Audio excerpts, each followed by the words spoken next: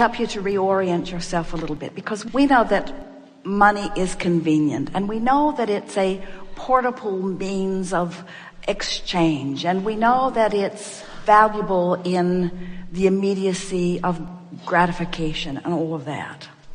But we want you to contemplate, who did you pay for your body? Who did you pay for your body? No one. Who was paid for this planet? Who has the deed? No one. To the planet. Who do you pay for the sun to come up? Who did you pay for the rain that fell? Who do you pay for the air you breathe? We're making a very annoying and logical point. Let's just try to take money out of the equation just for a little bit and acknowledge that the currency that you're exchanging is vibration, thought, energy.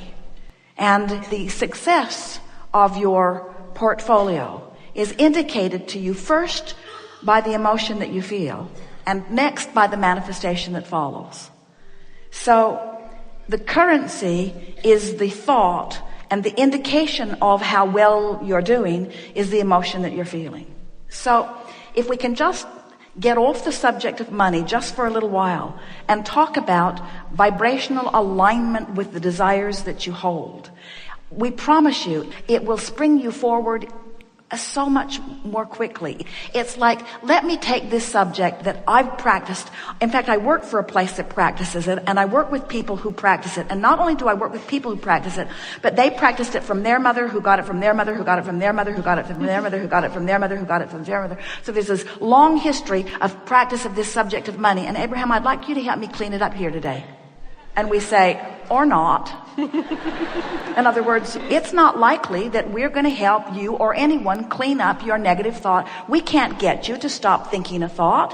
When we say you create your own reality, we hear you all the time. You say, cancel. Try to suck the thought back before law of attraction gets hold of it and gives you something you don't want. And we say, there is no exclusion in this universe. This is an attraction-based universe. So rather than no longer trying to not think that thought, we want you to think another thought. And so what we're saying to you is, if we can convince you to no longer think about money. Oh, we're thinking about money. Well, don't think about money. I'm thinking about the money that I'm not supposed to think about. Rather than not thinking about money, let's think about something else. Let's talk about energy. Let's talk about thought. Let's talk about the vortex. Let's talk about who you really are. Let's talk about what you really want. Let's talk about emotion. Let's talk about the power of your ability to choose a thought that feels better. And we got to tell you, anybody who is feeling that they don't have enough money, we've got to get off the subject of money, because every time we talk about the subject of money, even when we know it from our in the vortex point of view, it always activates you wherever you are on the subject. Every subject is two subjects, what is wanted and the opposite of what is wanted. And so when you pick up the long stick that has money on one end of it and not enough on the other end of it, you activate it right where you are. And we think that the subject of money is too long talked about in this situation. There's too much vibration about it. We can make so much more headway if we never talk to you about money ever again. We don't want to talk about money. We don't want to talk about money. We want to talk about your worthiness. We want to talk about who you are as source energy. We want to talk about the power of your thought.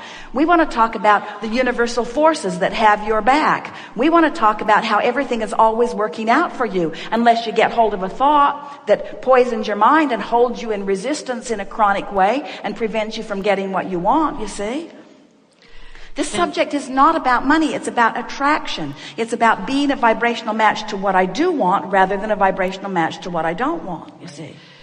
Do you have any idea of the prosperity that you are experiencing in this moment with all of the billions of people on this planet, many of whom would like to be sitting in this chair on this day? Do you understand the prosperity that has just fallen upon you as a result of you raising your hand and being in a place with strong enough wanting? This is prosperity that is... It's true. Extreme, you see. This is something that money can't buy. Ask them. They all paid. They all paid. You didn't pay extra money to get in this chair. You didn't have some extra hook somewhere. You didn't pull some strings, you see. It was a vibrational reason that you're in this chair. The reason you're in this chair is because of the work you do, you have put more vibration around the subject of money into your vortex of creation than any person that we have ever experienced. Ever. Ever. The vibrational legacy, the abundance that is amassed because of your kind heart and the way you feel about all those people that you're trying, and the stories that you hear day after day, and all that you've been asking for yourself and on behalf of others, there is a veritable fortune that has been amassed that you hold the key to, that your inner being stands as the keeper of, holding it steady, always for you, shining the light on it and calling you to it, you see. And even though you had a fair amount of resistance going on, the power of your desire was so significant that we could not see you. There you were. Bright light with a bushel over it, sort of. You say. Feel more abundant now, don't you? Yeah, I do. Feel pretty good. Look at the light in your eyes and the smile on your face and the glow of your skin. You are abundant, you see. You are abundant. You are blessed in more ways than we can describe. And the money cannot defy someone who feels that way. Thank you. So people come to you, and it's such an interesting thing because the whole system is so screwy, because they plead their needy case. And it's so interesting because in a society that doesn't understand vibration, sometimes when people plead a needy case, then you give up the goods, sort of. But it gives you a whole distorted view of things, because that neediness keeps you from the vortex of creation that is the abundance that's been gathered for you, you see. And so what you have to convey to the people that you want to help is, there is abundance for you, and I see you worthy of it. But it's a hard seat to sit in, because then they want to say, well, if you see me worthy of it, then give me some of it, you see. It takes a powerful presence to understand that you are the creator of your own reality. The greatest gift that you could give to those people who are asking you for that is by saying to them, the power of your wanting is going to bring something to you. And whether it comes through this vortex called me and this position that I stand in, and some of it very well may, there's much more abundance than will ever flow through here lining up for you. In other words, you cannot continue to beat the drum of justifying the need for something by poking around at what's wrong and be a vibrational match to what you want. So a sort of cliche, an easy way to say it is, you have to start looking toward the solution instead of dramatizing the problem. We were talking about this earlier with our friend, as we were talking about, if you're in the vortex and they're far from it, they can't hear you. And so a lot of people go way out of the vortex so they can be heard, but then you can't help them. And so what it really comes down to is, nobody really helps anybody very much unless they're in the vortex. So you really have no choice other than to get in the vortex and believe in their well-being. So how could you find a way of witnessing someone who is living under a bridge and being in the vortex at the same time? So you could say, hey man, you're about as free an individual as I've ever met. There are so many of us who work here who would like to go lay under the bridge with you. Out of earshot of our supervisor, out of earshot of the responsibilities that we have. Seems to me that you've been satisfying some pretty basic intentions of your own by seeking freedom. I think we're all freedom seekers, you could say. I think we're all freedom seekers. And wouldn't it be nice if we could find our freedom and our abundance also?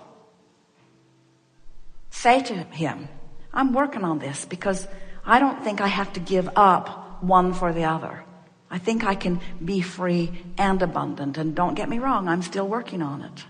I'm still working on it. But I applaud your quest for freedom. I applaud your way of finding your freedom.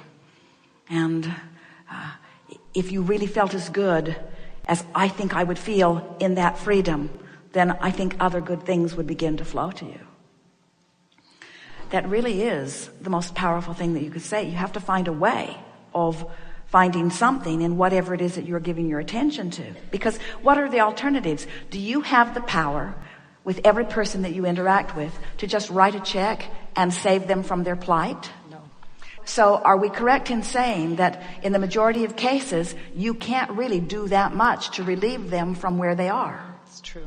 So you have two options. You can see them where they are and suffer for them, or you can see them where they are and feel appreciation for them. In other words, you can see them in a way that jerks you out of the vortex, or you can find a way to see them that puts you in the vortex. What do you think Jesus was doing?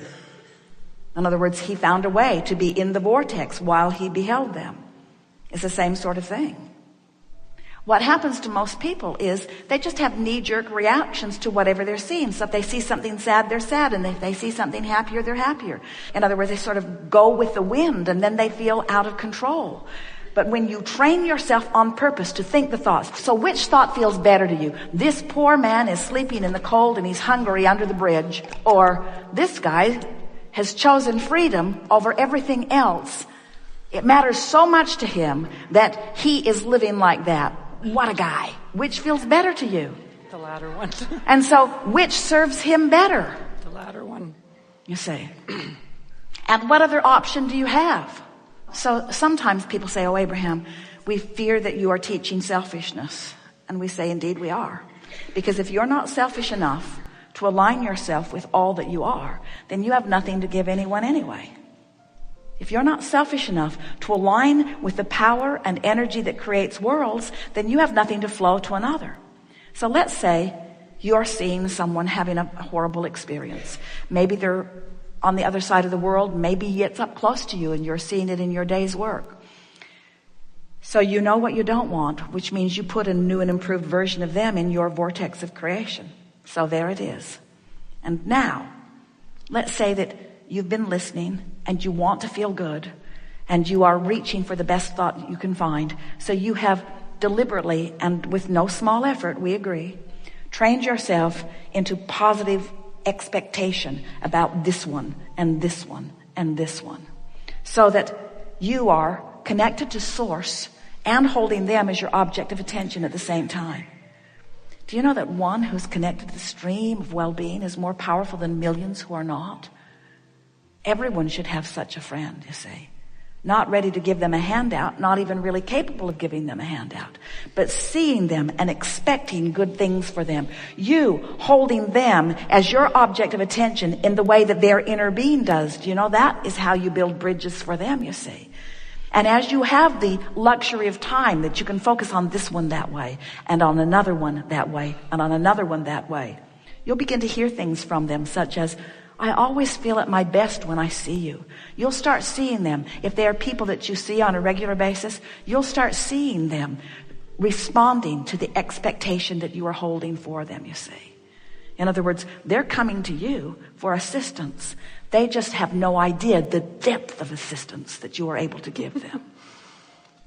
We have enjoyed this interaction more than words can convey. It is exhilarating to come together with the likes of you who are out here exploring the contrast. It is our desire to impart to you our appreciation of your important part and to shine a bright light on what you've managed to create, which is present tense for us and only slightly future tense for you. It has been satisfying to feel you resonating with the vibrational concepts of the vortex. And it is pleasing to us that you are more awakened to your individual awareness of your proximity to who you really are. If you heard nothing from us at all, like you've heard today, but if you had heard from your grandmother that it's always best to think thoughts that please you, you would still know everything that is important to you. We make too much of this, really we do. But mostly as we try to figure out all that stuff that's outside the vortex. Because when you get into vibrational alignment with who you really are, then everything that you are begins to take on a new light. You begin to remember the bigness of who you are, and even more